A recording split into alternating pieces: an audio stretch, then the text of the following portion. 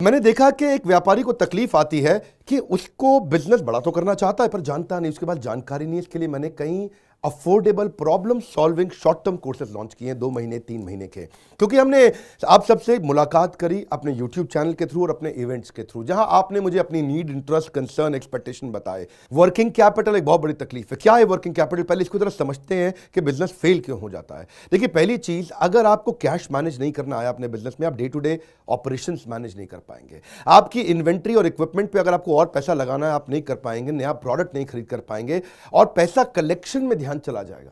यार पैसा आया नहीं, उधारी चला गया, पैसा कैसे निकाल करके लाऊं, सेल्स कैसे बढ़ानी है, इससे ध्यान हट करके पैसे की कमी पे ध्यान ज़्यादा चला जाएगा। थोड़ा सा भी एक साइक्लिकल या थोड़ा सा भी सीजनल या एक सिचुएशनल इंपैक्ट आया ना आपके बिजनेस पे, एक दर्दनाक मौत के चलते आपका बिजनेस बंद हो जाएगा, पेनफुल डेथ हो जाएगी। कभी कभार एक बड़ी ग्रोथ अपॉर्चुनिटी आती है, लेकिन आपको फाइनेंस हैंडल करना नहीं आया था ठीक ढंग से, उसके कारण एक बड़ी ग्रोथ अपॉर्चुनिटी आप मिस कर जाते हैं। ट्रेड डिस्काउंट्स आपको नहीं मिलते, कैश हाथ में रहना चाहिए। क्या होता है ये वर्किंग कैपिटल का बिजनेस? देखिए, ये ऐसा बिजनेस है, ये एक ऐसी स्ट्रैटेजी अगर आप सीख गए तो पीछे से आने वाले सप्लायर के पैसे पे ही आप बिजनेस कर जाएंगे। आपको अपना पैसा ही नहीं लगाना पड़ेगा, चाहे आप प्रोडक्ट में है या सर्विस में है। कैश मैनेज करना आना चाहिए, नहीं तो आपकी फाइनेंशियल रेपुटेशन खत्म हो जाएगी, और हो सकता है कि जिनको आपने उधार देना है वो एनसीएलटी जाके आपका वाइंडिंग अप पटिशन डाल के धंधे को खत्म कर देंगे। अब वर्किंग कैपिटल के अलावा कुछ टेक्नोलॉजी की समझ बहुत जरूरी है।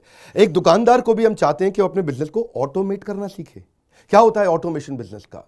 एक रिटेलर भी जब तक अपने करंट दुकान को ऑटोमेट करके पूरी तरीके से इससे बाहर नहीं निकलेगा, वो गल्ला नहीं छोड़ पाएगा, नेक्स्ट ब्रांच नहीं खोल पाएगा, नेक्स्ट ऑफिस नहीं खोल पाएगा, नेक्स्ट कंपनी, नेक्स्ट फैक्ट्री नहीं डाल पाएगा। आपको ईआरपी और सीआरएम की समझ होनी चाहिए। टेक्नोलॉजी क्या होती है मेरे बिजनेस के अंदर, कौन सी टेक्नोलॉजी चाहिए, मैं कैसे सर्विसेज और प्रोक्योरमेंट को कंट्रोल कर लूं, मैं कैसे पेमेंट मेरी किसको देनी है, किससे लेनी है। मेरे पास एक शीट पे हर समय पता होना चाहिए मेरा एक्सपेंडिचर कितना हुआ है, कितना स्टॉक फालतू पड़ा हुआ पीछे, इन्वेंट्री कितनी पड़ी है, मेरी कॉस्टिंग क्या है, प्राइसिंग क्या है, मार्जिन कितने हैं, वेस्टेज कितनी हो रही है, मेरा कैश फ्लो के ऊपर मुझे टैक्सेशन की क्या तैयारी करनी है, बैंक की ट्रांजैक्शंस क्या हो रही हैं, मेरे को कैसे अपनी सेल्स का प्रोजेक्शन डालना है, इंसेंटिव को कैसे डिस्ट्रीब्यूट करना है, डिस्ट्रीब्यूटर से कैसे डील करना है, फ्रेंचाइजी को कितना पैसा देना है, कितना लेना है, सारी चीज एक शीट पे, सीआरएम और ईआरपी, इसके ऊपर हमने एक छोटा कोर्स बनाया।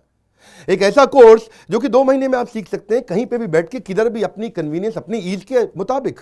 अभी तक मैंने आपको 2 कोर्स समझाए थे, एक वर्किंग कैपिटल और एक ईआरपी और सीआरएम। अब एक और है, फाइनेंस फॉर नॉन फाइनेंस। आप में से कई व्यापारी है जिन्होंने चार्टर्ड अकाउंटेंसी नहीं करी है, जो एमबीए नहीं है फाइनेंस के अंदर। और जब आपने एमबीए फाइनेंस पढ़ा ही नहीं, चार्टर्ड अकाउंटेंसी पढ़ी नहीं, तो आपको बेसिक चीजें हैं। देखिए, फाइनेंस के अंदर 3 चीजें आनी जरूरी है।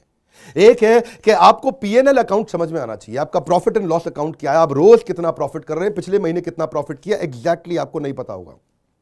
मैं जितने व्यापारियों से मिलता हूं ना, मैं उनसे पूछता हूं एग्जैक्टली पिछले महीने का आना पाई प्रॉफिट मुझको एक लाइन में बता दो कितना था, उनको मालूम नहीं रहता है।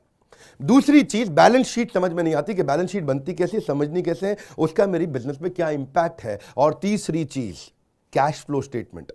प्रॉफिट एंड लॉस अलग होता है, कैश फ्लो स्टेटमेंट अलग होता है। कैश फ्लो हो सकता है आपके बुक्स में प्रॉफिट हो लेकिन हाथ में कैश ना हो सकता है आपके हाथ में कैश हो लेकिन बुक्स में प्रॉफिट ना हो। ये दोनों बिल्कुल अलग अलग चीजें हैं। तो आपको profit and loss account, balance sheet और कैश फ्लो स्टेटमेंट, ये तीनों क्या आपको समझनी जरूरी है? अरे हर व्यापारी को समझनी जरूरी है। आपको, आपके लिए हमने इस प्रोग्राम को बनाया जिससे आप अपनी कॉस्ट ऑफ बोरोइंग को समझ सकते हो कि मार्केट से जो पैसा ले रहे हो वो कितने रुपए का पड़ रहा है, उसका बिजनेस पे कितना इंपैक्ट आ रहा है। अगर आपकी कॉस्टिंग ठीक नहीं है, प्राइसिंग कभी ठीक नहीं हो सकती। कॉस्टिंग क्या होती है? एक आपने जूस की बोतल बेची, एक्चुअली वो बोतल बनाने में कॉस्ट कितनी आ रही है, तो वो एक पर यूनिट कॉस्टिंग कैसे निकाली जाती है। साधारण हिंदी भाषा में लोगों को सिखाने वाला कोई कोर्स एग्जिस्ट ही नहीं करता था। कई मैंने छोटे छोटे ऐसे कोर्सेज बनाए हैं, और कैसे हिंदुस्तानी व्यापारियों को मद्देनजर रखते हुए उनकी प्रॉब्लम्स को इकट्ठा करके, इसलिए हमने इसको नाम दिया है प्रॉब्लम सॉल्विंग कोर्सेज। इसमें रियल एग्जांपल्स डाले हैं, इसके अंदर केस स्टडी डाली हैं, इसके अंदर इंप्लीमेंटेशन के लिए आपको हमने असेसमेंट्स दिए हैं, एनिमेशन हर वीडियो के अंदर डाल दिया, रीडिंग मटेरियल डाल दिया ताकि रीइंफोर्समेंट हो जाए। आपको जब मन करे तब एक्सेस करो, आप जाके रीविजिट करो, फिर से जाके रीबिल्ड करो अपनी अंडरस्टैंडिंग को दोबारा पढ़ के। और मैंने ही खुद मिल करके अपने बेस्ट देश के ट्रेनर्स के साथ इन सारे कंटेंट को तैयार कराया है।